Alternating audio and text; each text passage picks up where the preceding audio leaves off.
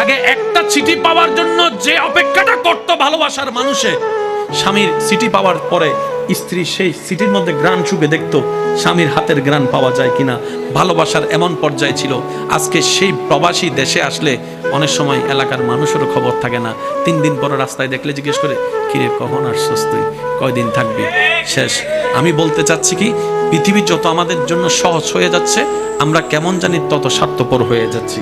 পৃথিবী যত যত সহজ হয়ে যাচ্ছে, আমরা কেমন জানি তত অধৈর্য হয়ে যাচ্ছি।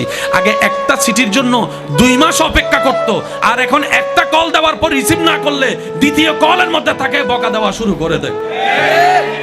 বুঝাতে পারছি কথা? আমরা দিন দিন কি হয়ে যাচ্ছি? অধৈর্য হয়ে যাচ্ছি। বলেন, আমরা দিন দিন কি হয়ে যাচ্ছি? অধৈর্য হয়ে যাচ্ছি।